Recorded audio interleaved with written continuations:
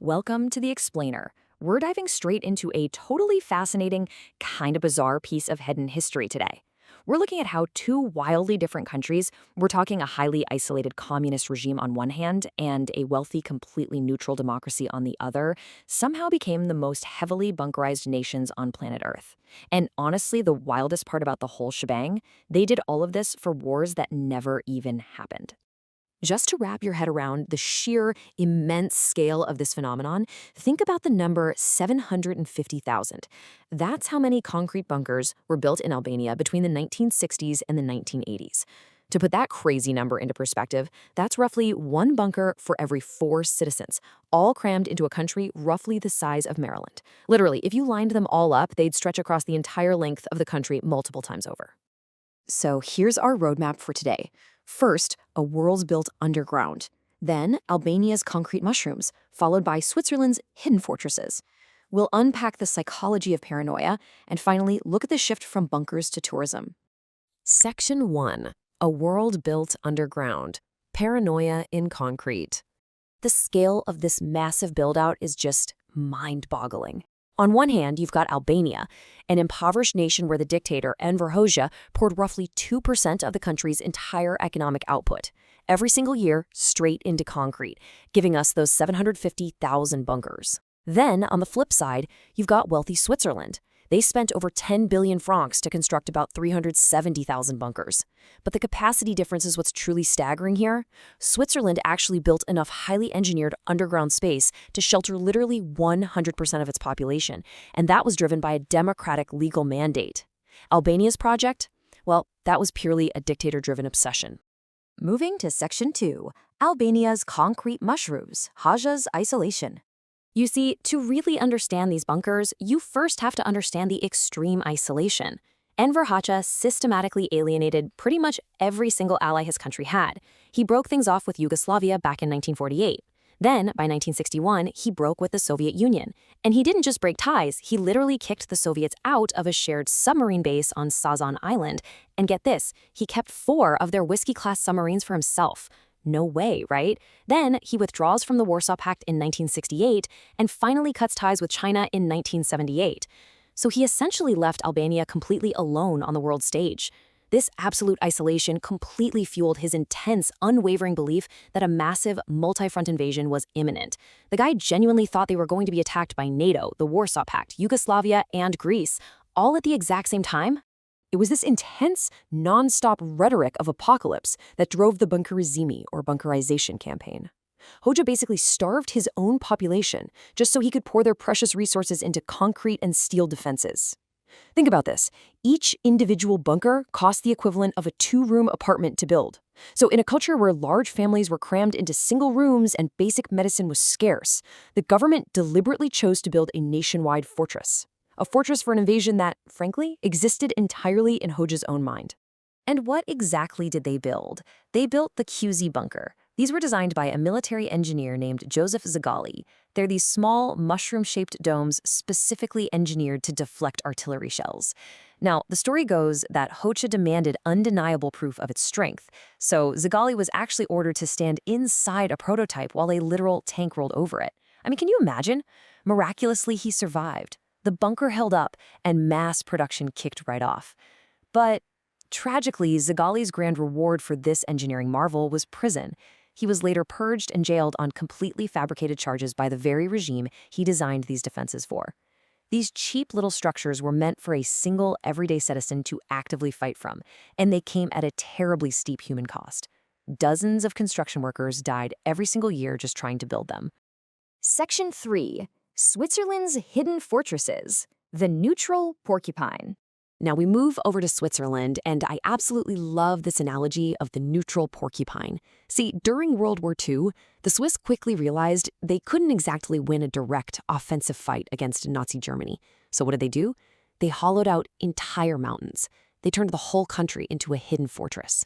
We're talking anti-tank guns, cleverly disguised inside innocent-looking barns, and concrete pillboxes with cute fake windows painted on them to look like actual houses. The entire goal was to ensure that the cost of invading this porcupine would just be way too high for Hitler, make the invasion so excruciatingly painful that the enemy wouldn't even bother trying. But the building didn't just stop when World War II ended. Driven by intense Cold War fears of nuclear fallout, Switzerland passed a civil defense law in 1962. This law legally mandated that every single newly built house absolutely had to have an atomic-proof shelter. Because Switzerland maintains strict neutrality, their main fear wasn't necessarily a direct attack on their soil. It was more about becoming collateral damage in a full-blown nuclear war between the US and the Soviets. So they engineered these massive underground spaces.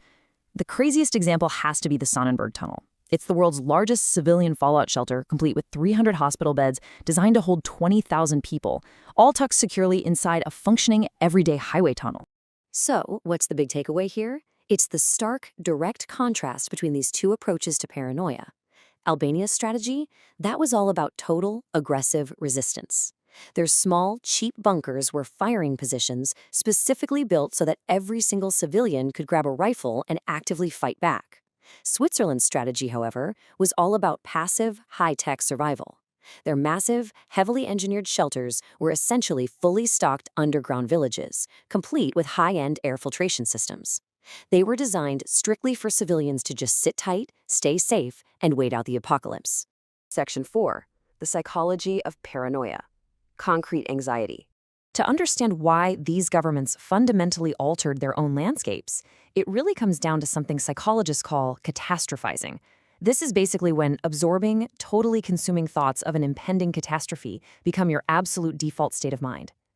The architecture in both countries essentially acts as a psychology of containment. For Hoxha over in Albania, forcing the population to build these bunkers was an incredibly effective tool for social control. It kept everyone terrified and unified against an invisible, looming enemy. For the Swiss, though, it was much more about collective comfort. It provided the profound psychological reassurance of knowing, hey, we have a plan B, and it's literally right underneath our living room floor. And dealing with the psychological weight of all that concrete? Well, that's an ongoing process. Today, academics are really trying to rethink this painful legacy. For instance, Ron Beksheti at Lund University is exploring this through initiatives like Project Bunker. They're actively studying how a society can process its own traumatic, highly contested past and somehow find new meaning in a landscape that's still heavily, physically scarred by a totalitarian regime. Which brings us to Section 5, From Bunkers to Tourism, a New Legacy. So what actually happens to all these concrete monoliths today, decades after the Cold War ended? Well, humans are incredibly practical and super creative. Everyday citizens have completely repurposed these spaces. In Albania, it actually costs more to demolish a single bunker than it did to build it in the first place. So you'll find them sitting right on these beautiful beaches, acting as beach bars, pizza ovens. I've even seen them used as tattoo parlors. Farmers use them for animal storage. But the most incredible transformations have to be the bunk art museums in Tirana. They took Hoxha's massive, top-secret underground nuclear shelters and turned them into these deeply powerful art installations that detail the dark history of his secret police. And in Switzerland, same story. Decommissioned bunkers have found second lives as highly secure data centers, cheese cellars, and yes, even luxury hotels. It's this brilliant, fascinating combination of dark humor and pure pragmatism. But if we look neutrally at the realities today, there is a pretty stark contrast in how both nations view the future of their remaining bunkers. Down in Albania, that top-secret Sazan Island we talked about, the former Soviet submarine base absolutely loaded with over 3,600 bunkers, it's currently at the center of a very controversial $1.4 billion luxury resort proposal backed by affinity partners. They're looking to completely transform a Cold War military relic into high-end hospitality. Meanwhile, over in Switzerland, the decommissioning of their bunkers has actually come to a full stop. Recent global conflicts, specifically the war in Ukraine, have sparked this renewed, very real interest in bunker readiness. The Swiss are quietly double-checking that their fallout shelters still function perfectly and making sure those air filters are fresh. It really is an incredible story, isn't it? Two very different nations preparing for the literal end of the world in two entirely different ways. And as you sit and reflect on these vast underground worlds built for wars that never even came, it leaves us with one final, pretty heavy question to ask ourselves. What physical legacy are our fears building today? What monuments will our current anxieties leave behind for the future? Thank you so much for hanging out with me on this explainer, and I'll catch you on the next one.